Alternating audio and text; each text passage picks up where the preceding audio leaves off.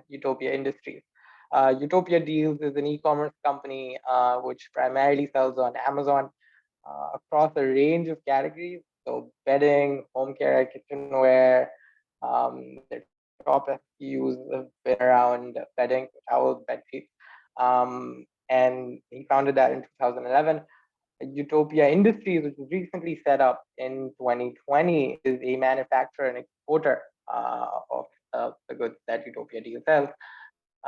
Very quickly, Utopia Industries has been able to expand their manufacturing facilities to 2.5 million square feet in 3 years only, and now employs over 10,000 employees in Pakistan.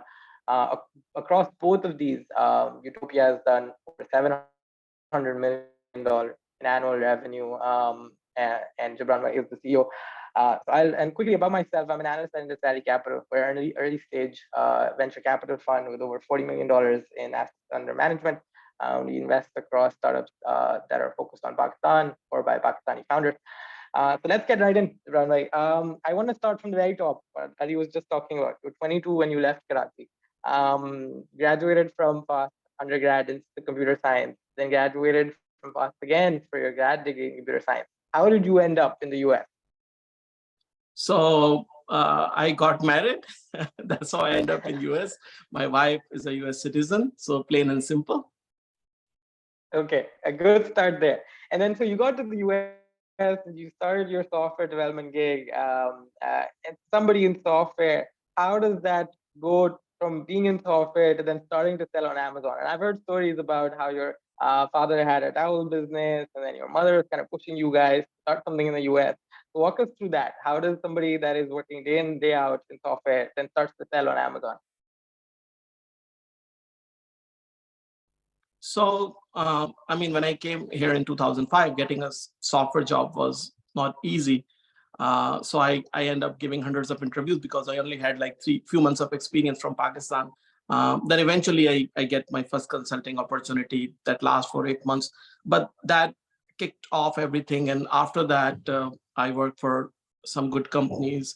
I worked for another company for about 4 years in software development, Exa Financials, and then after that, I worked with Bank of America for 4 years. So my father had a very small business. By the time I left Pakistan, the business was almost bankrupt. So looking into that bad experience, software was like the best thing that could have happened to me. That is a very well paid job, and you learn a lot, and you can have an excellent career. So never planned actually to start a business. It was all just focusing on my job until things happen, as you mentioned, and get into the Amazon. Makes sense. And then I've heard you telling a story of how the first few times you tried to sell, there were a couple of scams as well. So it wasn't an easy journey to get started. How did that happen? So never wanted to start the business. My parents were, when they were here to visit us, I wanted to keep my dad busy. So my mom pushed us that keep him busy because mom doesn't like your dad to be free all day home. So we had some leftover at my brother's factory in Pakistan. I imported some towels that he couldn't sell. So I imported them. Then I tried to sell on a wholesale through Alibaba, another platform. Couldn't find a buyer. I had no experience in sales. So I was struggling. Eventually find a buyer who bought everything, and then was a small quantity, $6,000 worth of goods. But he turned out to be a fraud, and then I lost all that money. And I didn't have much savings those days. Those were like early days still for me. And then later on, after a few months, after that discouragement, we find another buyer. We sold them a 20-foot container load. When he received the good, he said, "Oh, I don't have the money to pay for it. If you pay for it and give it to me, then I will pay you slowly." And we were like, we don't know how to handle that. So we did that, and that exact same story repeated when he received the goods. He decided not to pay us. And then after going back and forth with them for a few months, we couldn't recover our money, but we were able to recover 50% of the goods. And we put those goods in our basement where we used to play our table tennis, right? So that was our our thing to do with dad and my brother, who used to live in the house and in the basement. Now that our table tennis is gone, right? Because the goods were there. So the first motivation to start the business is get rid of these goods so that we can start playing table tennis and have some good time in the night, when especially in the winters. So then we decided we're not going to sell wholesale, we're going to figure something else out. And then I'm a coin collector, and I used to buy and sell coins on eBay, old coins from different old eras. So then I thought, okay, why don't I sell towels or these goods on eBay? So I start selling them on eBay, one pack at a time, 4 towels at a time. So eventually start selling 5 units a day, 10 units a day. Uh, and then when it started to cross 20 units a day, we were like, what the heck I'm doing? I mean, I'm very highly paid software developer, and I'm in the night just packing towels, and I'm calculating how much money I'm making. I'm barely making $10 or $15 per hour by doing this.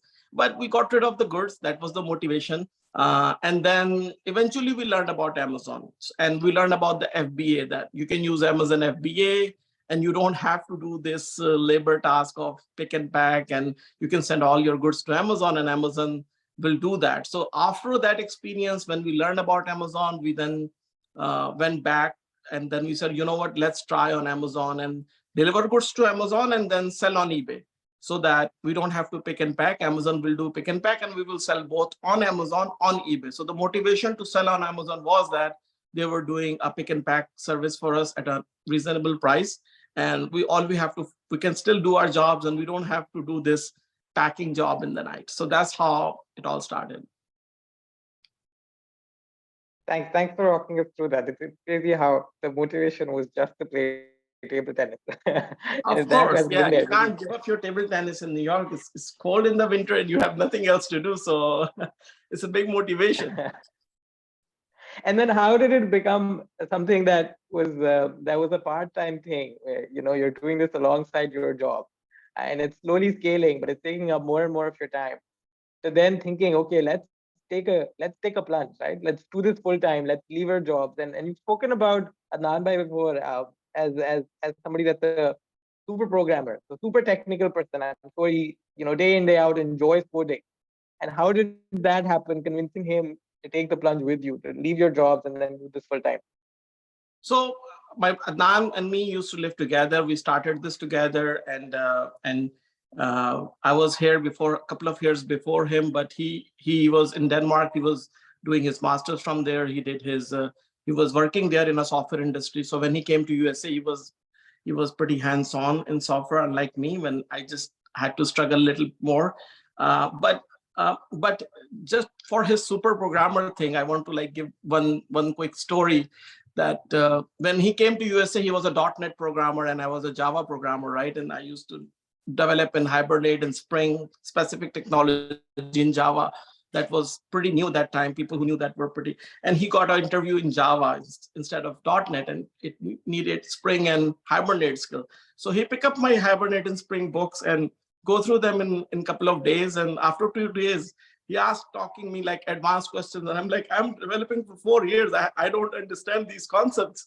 So he went to the interview in Digitas, which was one of the top, is a huge digital marketing company. And then they asked him then they were asking him in the questions, and they asked him, we have this production bug, 10 of our best programmers are trying to solve it within the interview. And he said that, oh, you might have gone this thing wrong. When the guy halted the interview, he went back to his desk, he fixed the problem, he come back and say, yes, we were trying to figure this out for 2-3 weeks, but you just told us the solution to it. And that's how, I mean, he was that good, right? From day one, like there is no match for him. In Bank of America, we used to say that if 10 programmers on one side working at full capacity, he's working alone. And that is not like my thing. That is like a Bank of America, the whole group that cannot compete with Adnan alone. So we had one big advantage. We had a super programmer in our team. And when we start, so when we did part-time thing, we didn't have too much time for like drop shipping to eBay, and we didn't have too much time to listings and other stuff and monitoring and sales and other reporting. So we used to say in the morning that we have to do, like, let's say eBay integration, right? And Adnan says, okay, we need eBay integration. And the next day he's like, oh, I completed that integration. So anytime we have to do something that needs like some to hire some resources or need our time, he used to fix that problem very quickly in a day or two, and write a code, and we don't have to like actually do that. So we start building a very powerful tool from the day one that help us monitor the sales and doing integration with different marketplaces, and keeping an eye on our profits and margins and supply chain. So we keep building that software, and I keep doing it for 4 years. The FBA was in early days, and it was easy. We made a lot of mistakes in the beginning, but since the platform was new, the competition was less. So even though some of our products were not up to the mark or not the right type, we were able to get away with that because it was early days in the market and due to lack of competition. So after selling towels, we realized that, what, we can sell anything. So we start selling scissors from Pakistan. Then we start to find more products from Pakistan, like bedding. We start selling bed sheets from Pakistan. Then we realized that we can't find more stuff from Pakistan. So eventually we start doing from China. And in this whole thing, like as I mentioned, we were like at a 500 million revenue at a point, and we were like less than 4 people. Beside me and Adnan, there were like maybe 2 or 3 more people, and that's all because of those technological softwares that we were able to manage so many SKUs and products programmatically, that we didn't had to expand our team quickly in early days. Makes sense. Makes sense. And that was what I was going to get to. For the longest time, you were very few people, so the team was very lean. How did you think through the first 5 hires of your company, and then eventually the first 100? How did that come about? Okay, so we got a small office in Shara Faisal. We're about 10-12 people. And that was the first time I was doing a hiring in my life. So of course I made a lot of mistakes in the process. So I mean, if I just talk about the mistakes I have made in these years, I mean, I can probably write more books than I can write about the successes I can do. So in early days, we built small teams.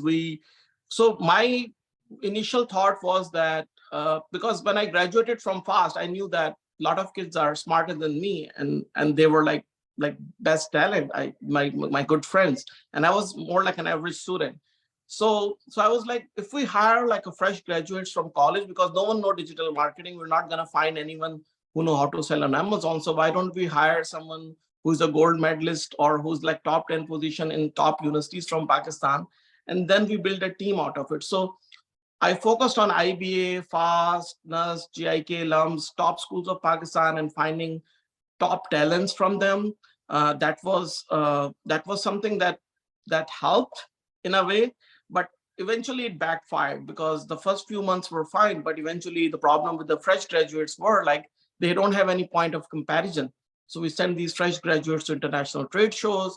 We spend a lot of money on them. We give them quarterly raises, and after 6 months they were like, oh, this is normal. Every company must be doing this to their employees. So they just take it everything for granted, and they just didn't appreciate it. And lack of professionalism came into the picture, along with a lot of natural talent they had because they were like kids from top schools. And then some of them left. Some of them like, I want to go to foreign country. I want to do my master's. And all the money you spend on them, let's say you spend tens of thousands of dollars on a person, sending them to international trade shows, and eventually he leaves you. And while the money as compared to his salary was like 10 times, right, that you spend to build that resource, but those people, some of them left. So we had some setbacks in early days, but yeah, we start to build some teams, start learning from our experiences. I think the other major mistake I did is, and I realized it very late in my business, is HR, right? I relied too much on myself on hiring people, and never paid too much attention. I thought I can take all the interviews, I can do all the shortlisting.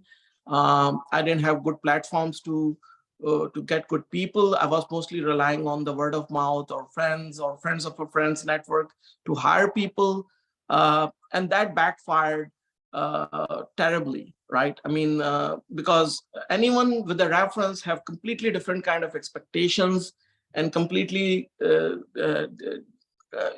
usually it's very hard to find a best fit person for your position, and it takes some effort. And when you have very limited availability because you're only going through your own network, so in early days we made mistakes, and especially in the HR area, and the journey from, I would say, from 4 to 20 was tough. Like, it was a lot of people in and out. You train someone for 6 months, then the person goes, and then you people the lack of professionalism, and then we adjusted. Ourselves after that. Makes sense. And then I have to ask this because I'm in the business of venture. So early days, you're bootstrapping this company. Did you think about venture? Did you think about going pitching, and pitching, getting in front of VCs? How are you financing all of this? How's that working?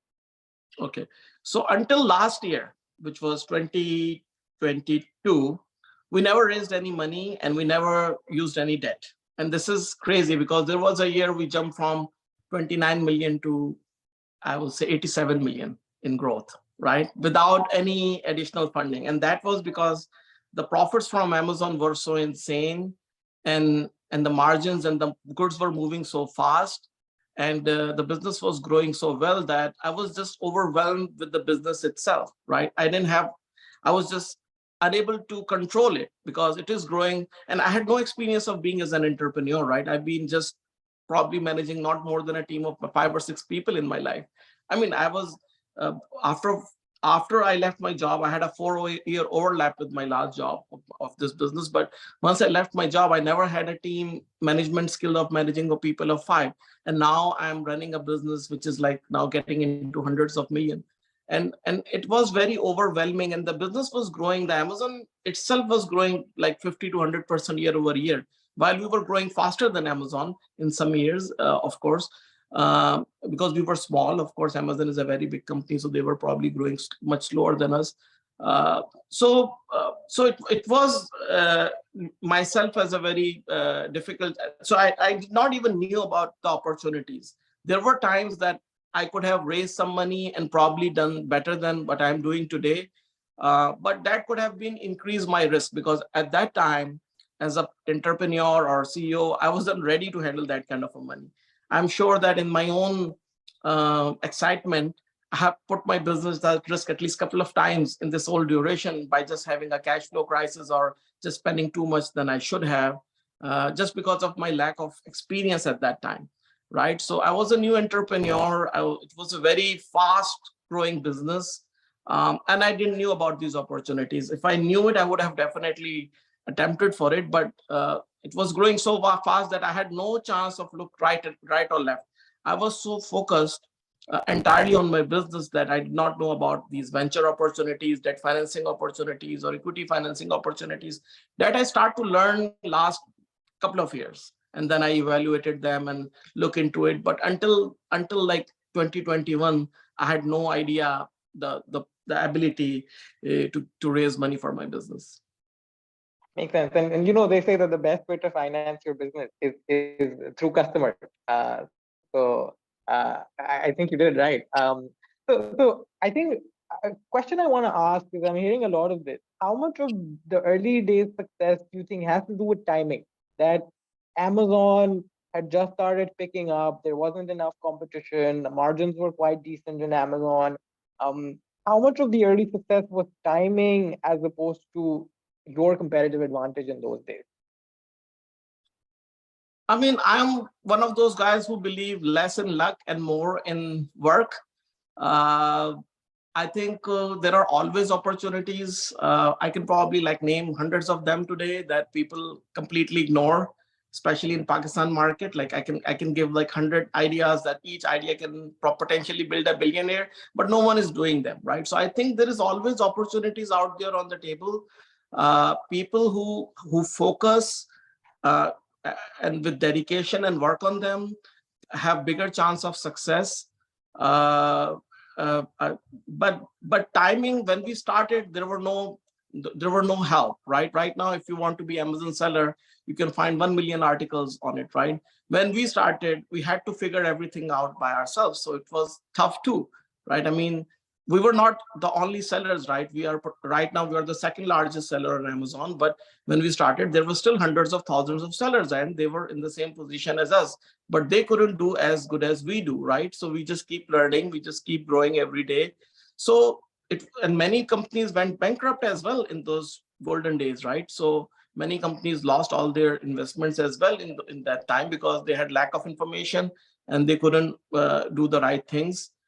So there were challenges as well. There were opportunities as well. We took advantage wherever we can, where we could have. But I believe that there is always opportunity. It could change, like from industry to industry. Maybe Amazon is not as easy as it used to be maybe 4 or 5 years ago. It's getting tougher. It's a lot more cutthroat competition than 10 years ago, 5 years ago. But there are definitely more opportunities out there, including Amazon. Makes sense. Makes sense. So moving on from the early days now, let's move into the tougher days. You mentioned competition started to intensify. Around 2018 is there were more sellers. Amazon started to become a big competitor. They started doubling down. How did you recalibrate? What steps did you take to kind of still keep growing at the exponential pace that you were growing? Okay, so when I think the 2018 to 20 were golden years of Amazon, right? Anyone launching a product was like within weeks is a success, right? And there were like review getting apps, and there were other techniques people were using that overnight can convert you into a big seller in a category, right? So people were jumping, and at the same time, we had a competition that all these Chinese companies were jumping into the business, right? So now you know that you're buying from the same Chinese company your goods, and the same Chinese company is now getting into Amazon, right? So you know that I can't compete with this guy for too long, right? So you see that things are changing. Amazon is getting more competitive. So is getting a lot of smart players are getting into Amazon now because it's a big thing. And also at the same time, the US and China tariff issue start becoming to a problem, right? US start putting extra duty and tariffs on China. So you are like, uh, what to do with that? So at that time, between 2020, we decided that we have to have a strategy to deal with this competition. And we have to figure out how to deal with manufacturers specifically coming into Amazon world, because manufacturers have a comparative price edge. And at the same time, how we deal with the US-China trade war, where the tariff disadvantage is going to happen with people getting stuff outside of China. And then we start thinking about Utopia Industries in those days. Makes sense. And so we come across many startups that are thinking about localizing manufacturing, right? And it's not easy at all. You look at an electric vehicle company, trying to indigenize production as much as they can, but they're still reliant on supply chain, and they take a significant chunk of supply chain risk, just because some things you cannot make here. But Utopia has been able to get over that, right? Whether that's machinery manufacturing, been able to reverse engineer machines that are predominantly China se ab log le rahe hain, but you're able to make them cheaper here.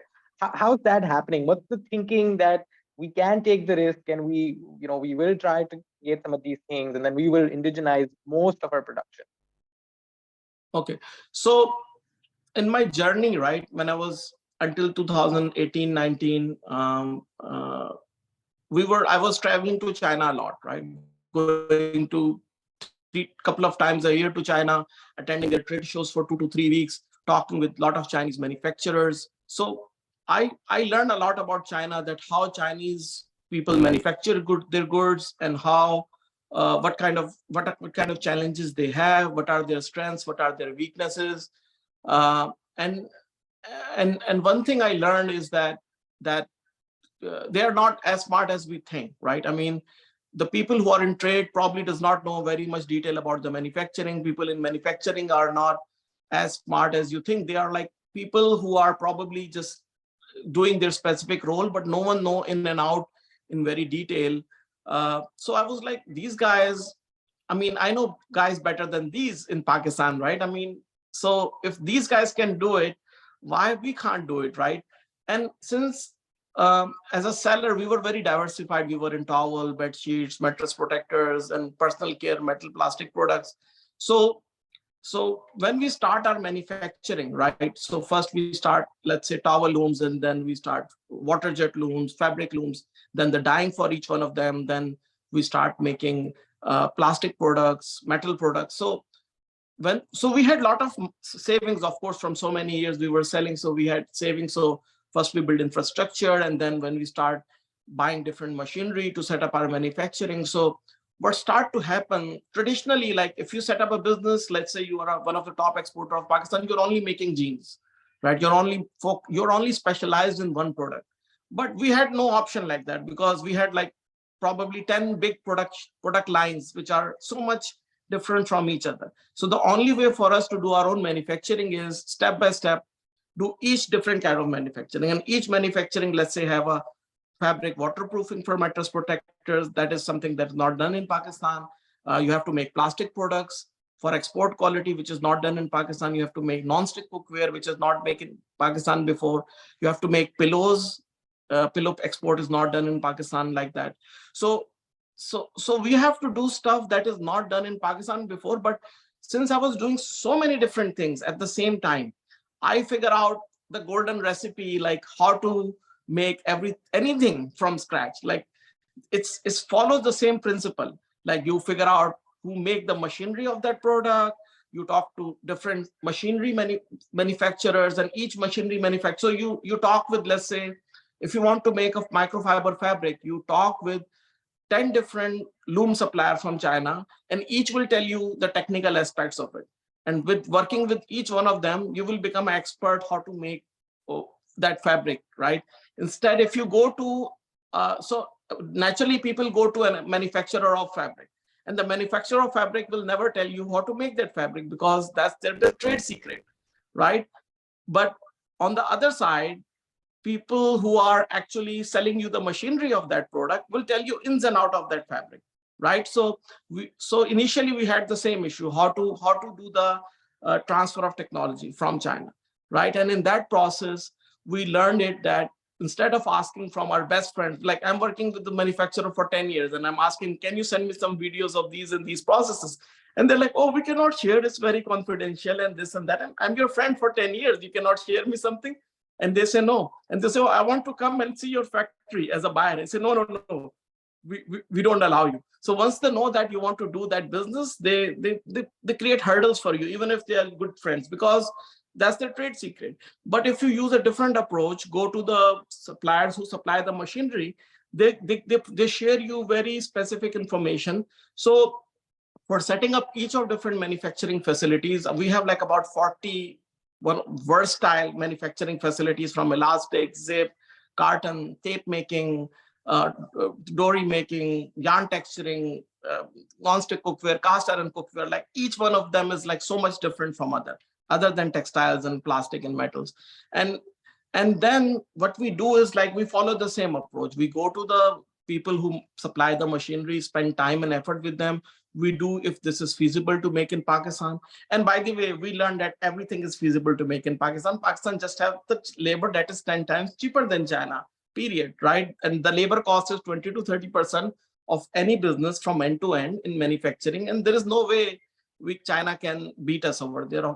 Raw materials probably slightly cheaper, but exporters can get it at zero duty. So once we learn those principles, we just keep repeating the same concept on different. So there was a time in last 3 years that every week we are starting, every 2 weeks we're starting a new, launching our new manufacturing facilities going live, right? So there was like crazy time in last 3 to 4 years where we have, and each one of them have, like, for example, my plastic injection molding machines were upgraded 3 times. Like we started with 6 machines, and then with 20 machines, and then went to even more machines, 50 machines.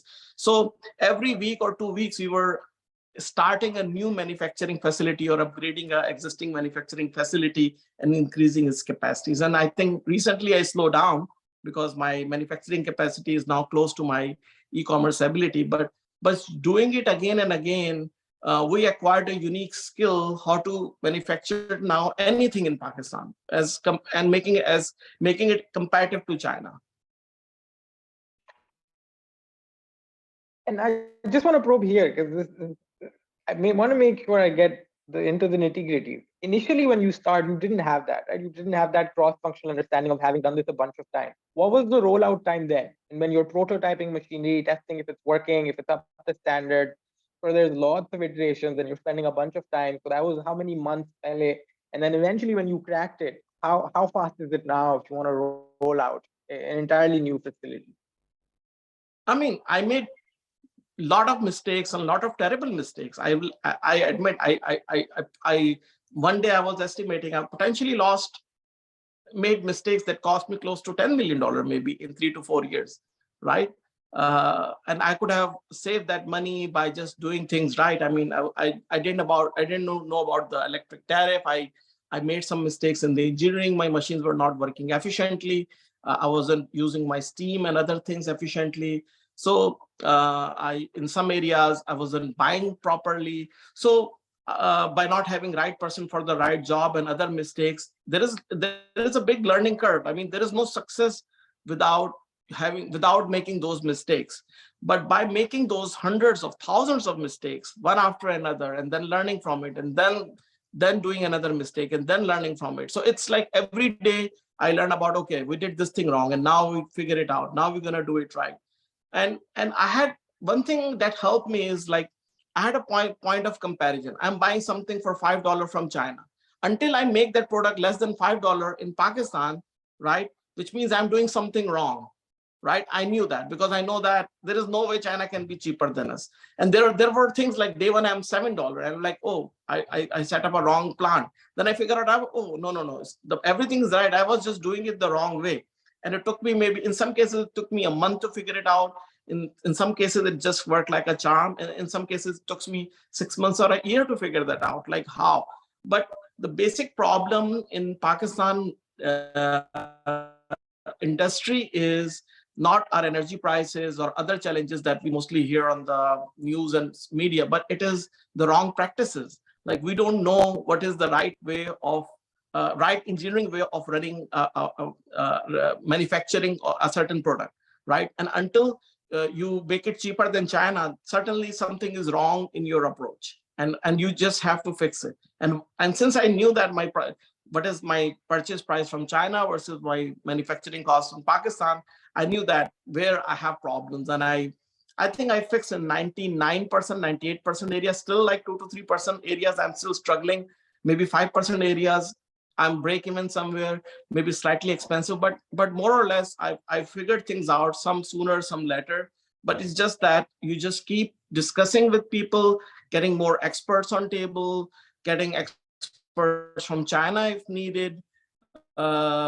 You talk with different types of manufacturers, you talk about subject matter experts in the area from the local Pakistani industry. Eventually you figure it out. If you keep trying hard, you keep working on it, someone will tell you the right way to fix it. And speaking of hurdles, the big misconception is this drawing room talk in Pakistan कि अगर आप China में government के पास idea लेके जाते हैं कि हम बिजनेस खड़ा करना चाह रहे हैं तो वो रेड कार्पेट बिछा देते हैं. पाकिस्तान में आप जाते हैं तो वो रेड टेप बिछा देते हैं आप सब. So what was any challenges in terms of navigating the infrastructure and governance hurdles in Pakistan? How has your opinion evolved on that over time? Okay, so I had some issues in company registration, getting my sales tax licenses, some basic stuff. But I think those hurdles are fixed today by the government. But I think, I don't think there is a red tape, because only in Pakistan, you can have half of your factory under construction and you can still start operations in the half of the factory. No country in the world will have regulations and process to do like that. So actually, over here, there is no regulations in Pakistan.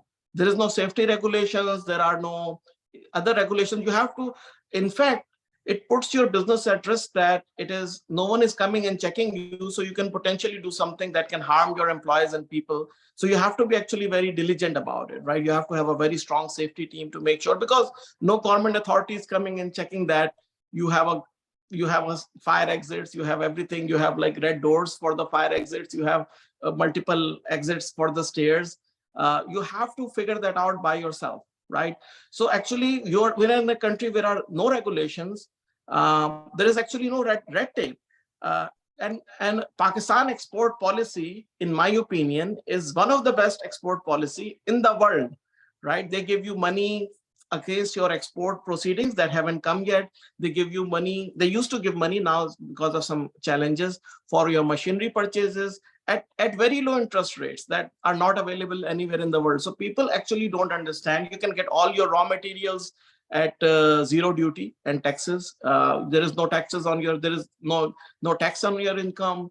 We can write books on how good the Pakistan export policy is as compared to, while you will hear completely reverse of it in the in as a perception, right? So people don't understand, and a lot of people, since they don't understand, they don't take advantage of those schemes and benefits.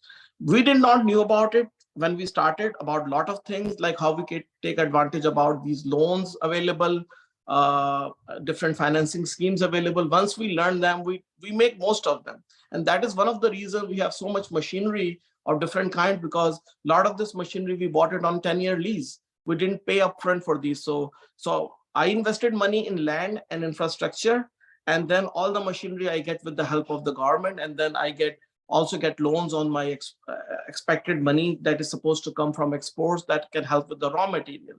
So the benefits are little less now because of the IMF and other challenges. The energy cost was less before as well, which is increased slightly. But I still think that there is an excellent opportunity for anyone who want to do exports from Pakistan. Still, there are a lot of advantages. Awesome. Good to debunk that myth that things are not impossible even if you want to manufacture in Pakistan. I want to switch gears a little bit. आपने बहुत mistakes की बातें करी, so I want to address them formally. And you know, I've heard you talk about a bunch of experiments that you tried to go at because you had a lot of money. So some game development company that you guys set up, you know, in an e-commerce business for Amazon, and then you tried to set up an e-commerce marketplace in Pakistan as well. So how did those two things happen? What was the idea? Let's try build a game development company, and then what were key learnings from having to roll those things back? Okay, so when you have a success, like when you have a 300% year-over-year growth for certain years, and on the average 100% growth year-over-year, you sometimes are overconfident, right? You think I'm invincible, I can do anything I want, right? I will just touch anything and it will turn into gold. You have that kind of confidence. So when I was in that mode, so I was like, oh, no, you know what? Why don't we just do game development? And Pakistan have a lot of software developers, and we're gonna start.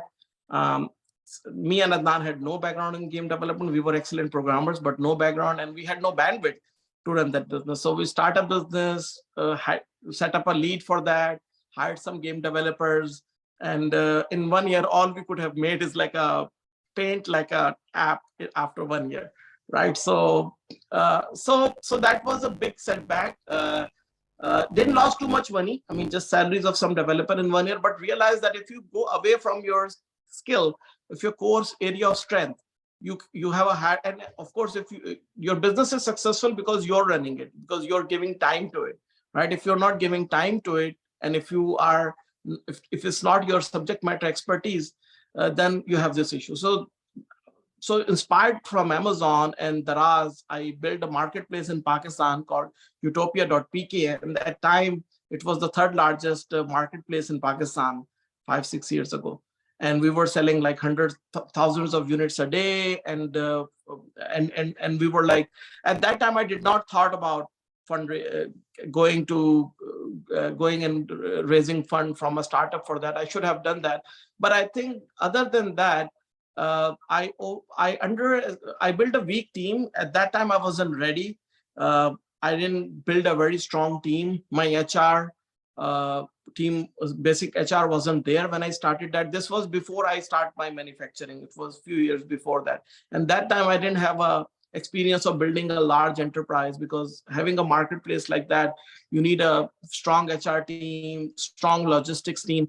And then when we scale, when this order started to come, like it just felt like a house of cards, because uh, too many returns, we couldn't too many refunds, and Pakistan, we don't have an exact address, cash on delivery.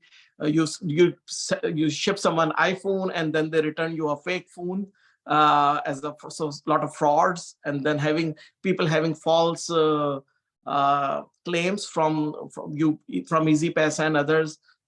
So and then you have a leftover stock, you make bad purchases.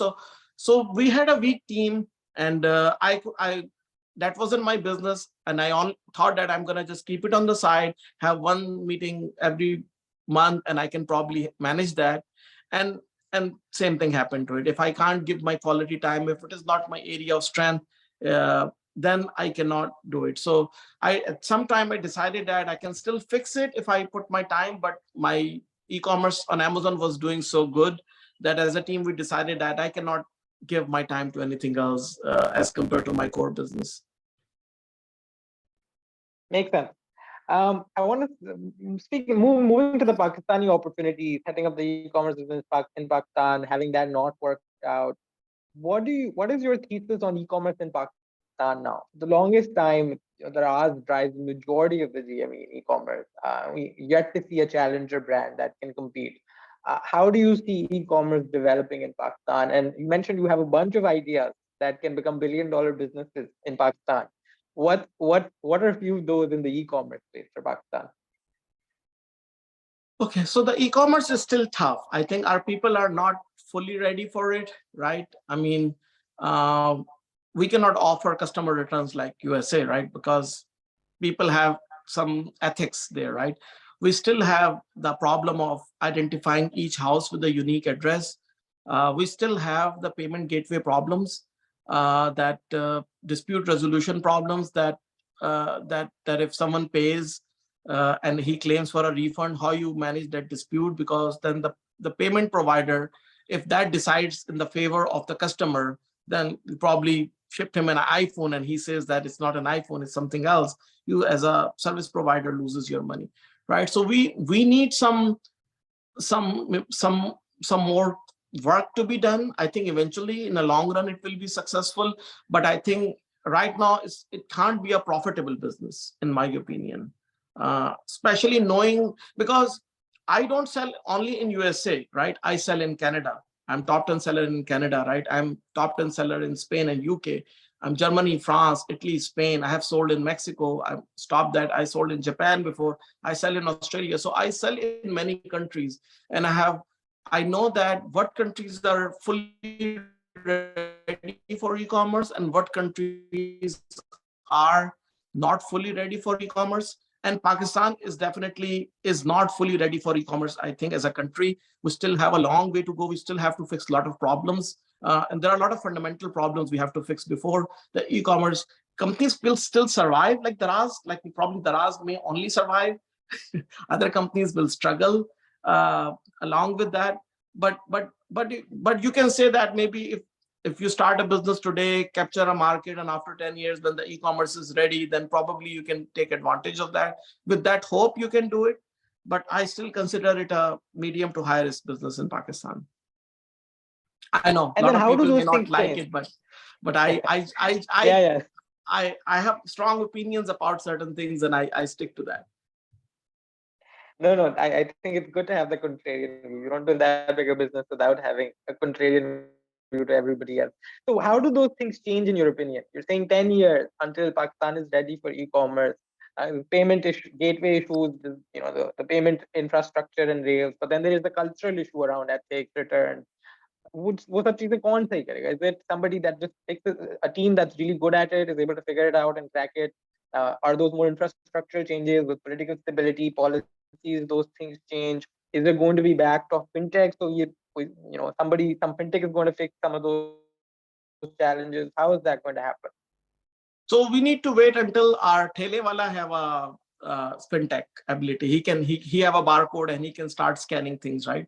Our we stop using cash, and so the first thing is that our fintech needs to grow to a level. We are still far behind. Our fintech is a lot behind than the rest of the world, and then um, we don't have margins.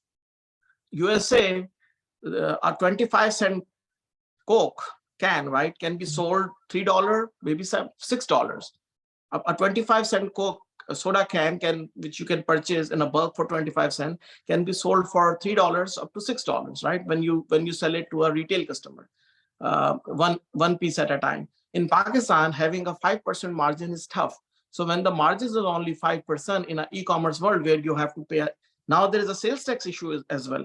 When the people are selling from a normal shop, they don't have to, they avoid 18% sales tax, right? But when you have to sell as a marketplace, you have to collect 18% sales tax, which is going to eat your margin, right? So you have to deal with that 18% sales tax issue, which is a huge issue. On top of that, you have this payment gateway issues where there are disputes for payment gateway, so it will take mature. And there is a margin issue until our GDP grows, where we have margins in buying and selling price, right? When retailers can keep good margins, because with the 2%, 3%, 5% margins, and with all these extra logistic costs that you come with the e-commerce business, it's hard to be a very, it can give you probably a better selection than maybe some mall or store. But to have the only place like Amazon right now is like, you can find anything and you will buy anything, right? But Daraz is more like, oh, I can't find this thing anywhere, so it's available on Daraz. So it's a convenience thing. It's still not the number one choice. If you know that where to buy this product, you will still buy it cheaper than Daraz, that product, right? So there is a margin issue in Pakistan, which is probably the biggest reason the e-commerce is not developing like in G20 countries versus not G20 countries. So if you see the way e-commerce have developed in USA and Canada, Europe, and other countries versus Middle East, and Pakistan is way behind in adoption, is probably what the biggest reason is margins, the sales tax, the fintech, and some and you have to build. There is a lot of cost to build those warehouses and logistics and infrastructure. Also, you if let's say someone is delivering an iPhone, right? What about that delivery boy? He will think that I can take away this iPhone, 2 iPhones, and run away, and then maybe I'll work from a different city next time, right? So there are other challenges as well, which has to do with our per capita income and other concerns. So there are challenges for sure. There could be smart solutions for that. So adoption will take longer time. Everything will go to e-commerce eventually, everywhere, right? Everything will eventually go. How quickly something can be adopted versus how much time, Pakistan need a lot more time as compared to maybe any other country. And is there something to be said about why countries like, comparable countries like Indonesia, Nigeria, Egypt, similar in terms of macros, maybe even India culturally, not macros wise, why these countries with similar challenges, why were they able to get there faster? Was something that they did Same right reason, that exact same reasons, that those fintech, India too much ahead of us. Egypt per capita income is much higher. So for everything, if you analyze based on the areas I identified, Pakistan have a very low adoption of sales tax versus those countries. So if you individually compare these specific challenges I told you, you will find the reasons why. So those things will definitely take the play.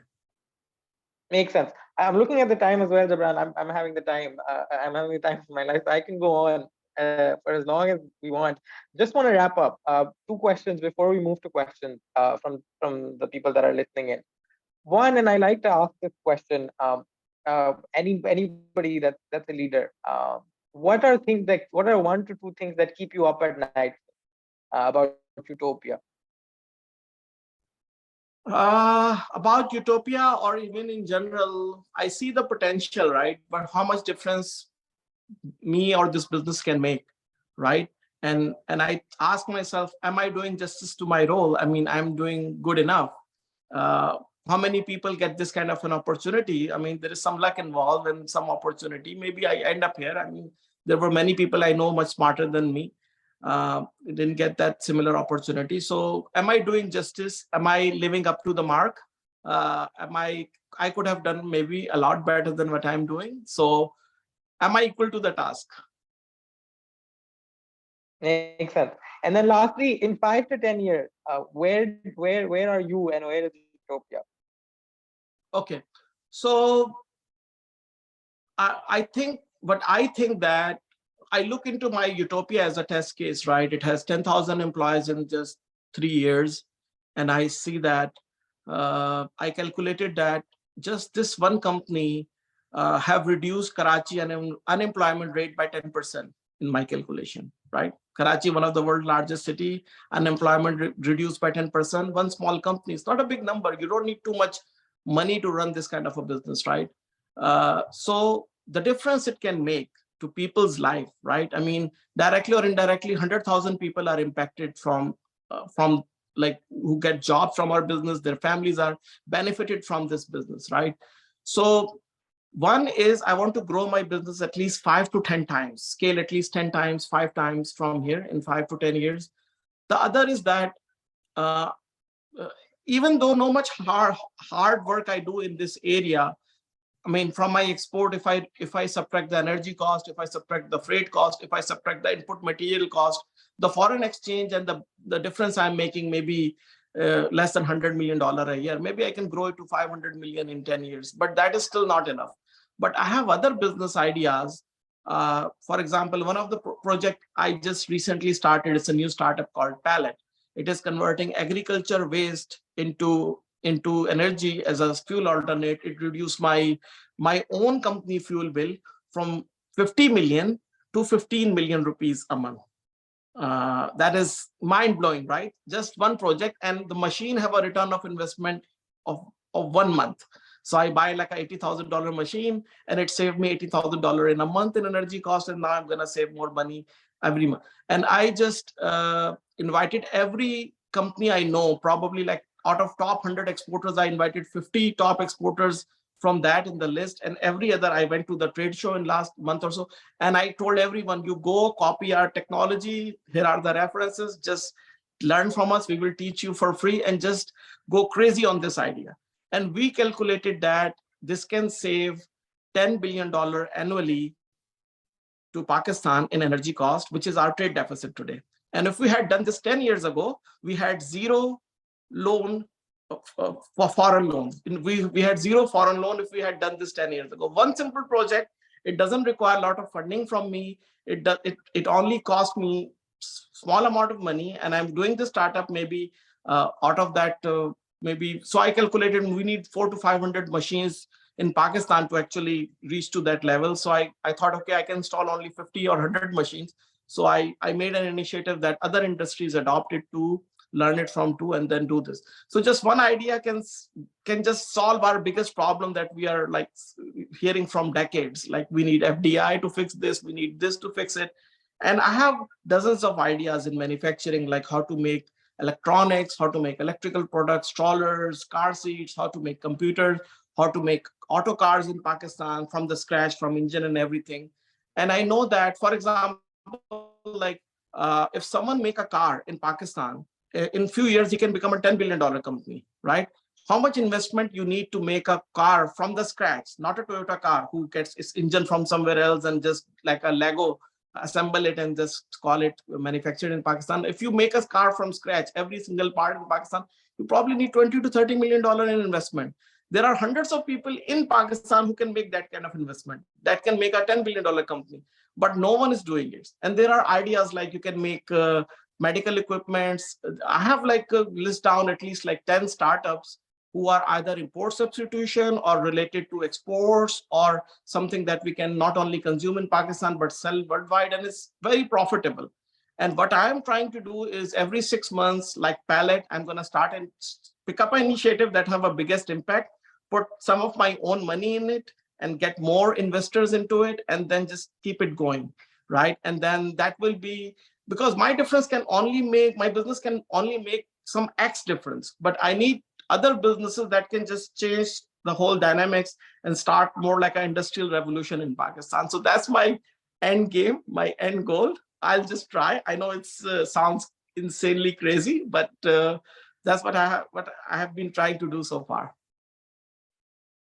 No, you make it sound so easy that just we set up the select business and it automatically reduced the cost by more than 50%. You make it sound so easy, and I'm sure it's not.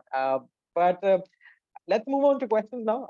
The audience, the questions that they've sent in, I'm going to move to the chat. And the first question that I want to start with, and this is something somebody's asked, is uh, how difficult is it to run a business of this scale from US? Would you rather be on the ground in Pakistan? How do you manage that distance? Okay, if I was on ground on Pakistan, I can guarantee 100% this was not possible, right? Because you come to your office and there are so many distractions, power outages, someone opening your door and saying your peon incoming and asking for help. And then there are so many distractions.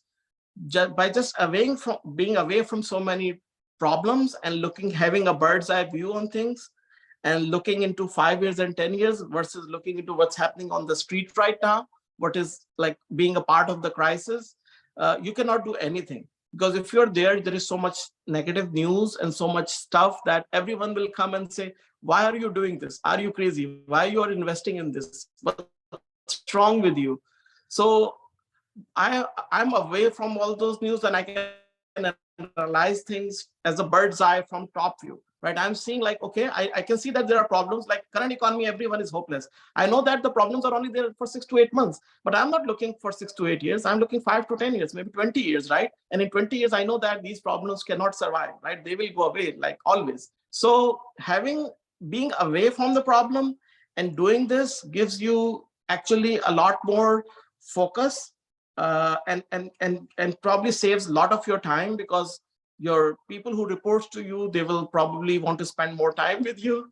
I was there was a time I was managing 40 teams at the same time. I don't do that anymore, but I was able to do that because I can only give them like a very fixed, okay, I'm going to give you 2 hours a week and then that's it, and we're not going to talk anymore. Or I'm going to give you 1 hour every 2 weeks, and that's it, a very focused, dedicated time. But if I'm there, they will take me for granted. They will take more of my time. I would be less productive. I think being away actually helped me more than anything else. And I'm more organized this way. And how important in that scenario is to have the right people in your senior management? How do you build people to set them up to succeed in those roles? How do you hire for those roles?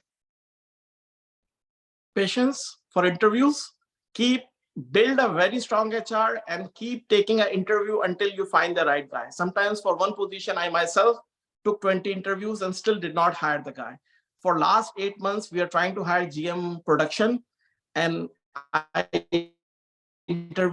probably like interview 30 to 40 people, could not find a right guy, did not fill that position, right? So you have to have a patience, and you have to have a very strong hiring team for that, because that is the decision. If you do it wrong, it have consequences that you cannot control later on. I think most of my losses, like my 10 million losses, the bulk of it has to do wrong person for the job and not hiring the right person, and that has to do with my own ability not to identify the right person. Once I get better at it, I'm able to take care of it. I think my own lack of vision that time caused it, but I think hiring right person is probably way too important than most people understand.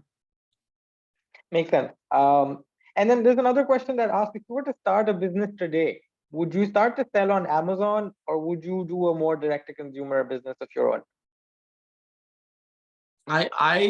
Selling on Amazon is my primary skill. So if I'd have nothing now and I start from scratch, I will again start selling on Amazon, because I'm I have a lot of knowledge about, right? So it depends like what is your skill area. I think selling on Amazon is a very competitive business, right? So which means that you have to have a very advanced level skill. Either you acquired that skill in terms of resources, or either you have skill within you. But without having a prime skill, top of the line, premium skill, don't enter into Amazon. So if you coming in Amazon as a part-time thing, as a casual thing, with very weak team and people who don't have the right exposure and skill, don't do Amazon. If you want to do Amazon, it's still one of the most competitive and one of the big profitable business, but you have to have a premium team to do it. Not a basic team cannot stand that competition. It's not just Pakistani people doing it. Probably we only Pakistani company in the top 1,000. But there are like best Chinese mind, Indians mind, European minds, all the best minds in the people you will be competing with, right? So unless you have the best of the best people, either you have that skills within you or you can acquire that skill, hire such people. Don't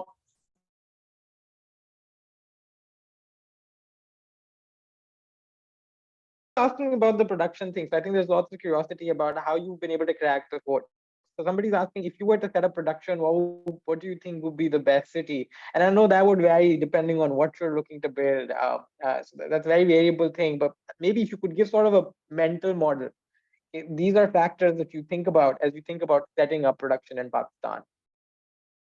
Pakistan have unbelievable amount of cheap land available. Close to Karachi city is good because close to port is always ideal. We still have like lot of land available in Port Qasim, Dhabeji, other industrial areas. I always prefer close to Karachi because more away you go from ports, more time your money is in the transit, right? I want your money to be less time in the transit. So I always prefer Karachi city. There is more access to labor. So if you're doing probably something that is very intense labor, you can probably go to cities where probably you think that you can probably get. So it depends, like if your product is very labor intensive and you can get cheaper labor elsewhere, then maybe you can even select some areas of Punjab as well, where you can probably have access to more cheaper labor. But I personally prefer Karachi because I think it's close to the port, away from the trouble, and if there are any blockages on the roads or highways, you always go quickly to the port. And there are still cheap land available close to the Karachi ports, not in the main close to the city, but if you go slightly away from the city, there are plenty of options. Got it. So there's a question that I got on Twitter before we started the webinar from Matahir at Data Darbar. He asked me to ask you, how impacted is the business because of the supply chain risk and the import-related challenges that Pakistan is facing right now? So the containers that are stuck at port is of people who have imported those containers without approval. So government says you only import without approval. So you have to get the approval first and then import. So people took chance that they're gonna import it and eventually the government will, under the pressure, will release them. So those containers are stuck at the port. Anyone who have imported something with the approval or with the due diligence process, their containers are not stuck. And exporters have a lot of leverage. They can still import a lot of goods. There are certain restrictions. So there is no restrictions. There is zero restriction on raw material. Not a single day we are impacted because of the raw material. I mean, of course, because of the COVID and supply chain, I'm talking about the current Pakistan import dynamics and the cash flow and the foreign deficit issue. So no issues in raw material. Yes, government have delayed some of our machinery purchases, and because of that, we cannot like expand. So things that the approval that would have been like a week could in some cases took us 2 months, 3 months. So our machinery imports got delayed. Some of the things that we just closed in October, now I'm getting those shipments now. But they got resolved.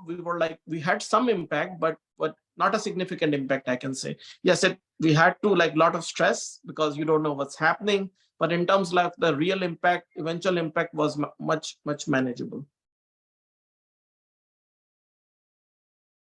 Awesome. Last question for the day. Are you going to invest in startups in the future because you have a lot of value, not just in terms of the capital, but being able to advise founders through building companies much like yourself?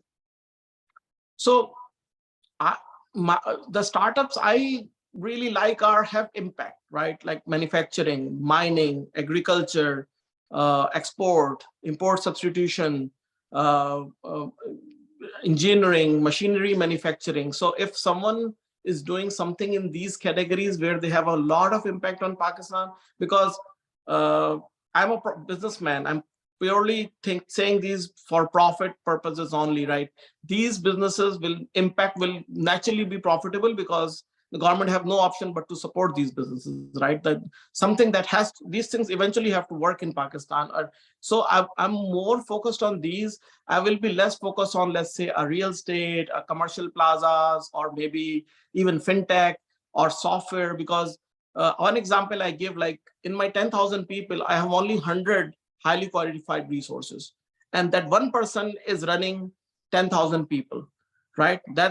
And then 100 smart people is running the other 10,000 people, and I'm able to employ those people and take advantage or use them for my productivity and business, right? But in software, how I'm going to find 10,000 good people like that, right? We don't have that much capacity. We have capacity issues in certain areas, and like those businesses are good, but in manufacturing and these businesses that I'm targeting, you can scale, like in terms of manpower, you can scale huge. You can get as many people and as many resources as quickly as you want. While in other businesses, like in software, fintech, I love those businesses. I'm a big software guy myself, but I see bigger potential even in these high impact businesses that creates a lot of jobs and that helps our economy as well. So I'm more focused on my own startups. And if there are any other startups that are associated with this, I'm willing to work with those. I haven't seen many of this nature because most startups are like either fintech or e-commerce or other areas, or and those are great areas. But my particular focus in these specific niches that I'm right now aligned to. Awesome. Thanks so much for your time, Jabran. It was an absolute pleasure. I loved doing this. I learned so much, and I'm sure it was super valuable for everybody on the call. Thanks, Ali, for putting this together every week. You are doing God's work for Pakistani ecosystem. Thanks, everybody else, for joining in. I hope you had a good time. Thank you, everyone. Really appreciate it. Thank you.